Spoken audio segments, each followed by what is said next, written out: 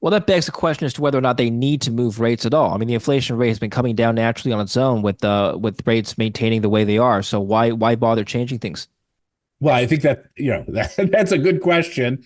As I said, if you just look at, if you were to take the path of what's happened out, and I were to just drop you into an economy, at some random time, and I said, growth is, 2 to 3%, inflation's 2 to 3%, stocks are at all-time highs, spreads are all-time lows, and interest rates have been basically where they are today, for the last 2 years.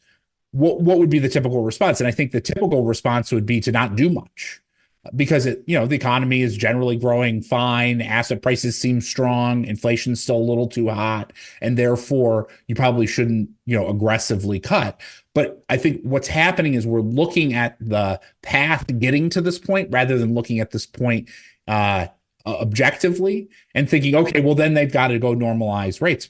There's no reason to normalize rates unless there is a growth impulse to normalize rates or to lower rates. And I think that sort of speaks to the general point, which is that if you've been through these market dynamics over time, over the decades, what you see is there's constantly this view we're going to go return to normal, when in reality, central banks move a lot slower in returning to normal and what is normal than people expect. And I think we're setting up for the same exact thing. Remember, there were 7 cuts priced in for 2024 starting, as of December a year ago, right? And that did not get delivered, not close to being delivered.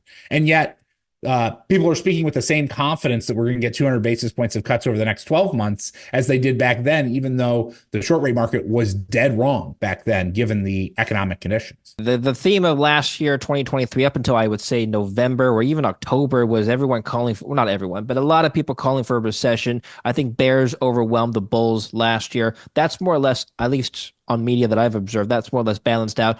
Why fundamentally did the bears get it wrong last year? If you were to look, hindsight's 2020, but if Well, you were to look just back to the be clear, major the Bears did assumptions, not. Yeah, the Bears did not get it fundamentally wrong last year. That's an important thing to remember. okay, let's talk about that. Yeah. What happened was there was the greatest easing of financial conditions supported by the Fed and Treasury on November 1st that arrested the declines in asset markets that were going on. Right. So what you had was not the market left to its own dynamics would have continued to sell off. Both stocks and bonds would have continued to sell off. But what happened was you had a monetary and fiscal policy intervention in the markets to arrest those behaviors and create another leg up in the stock market and a leg up in the bond market. And so that was the dynamic, was, an unexpected, and to be honest, like not a particularly fundamentally driven easing effort by the Fed and the Treasury, which reversed the market action.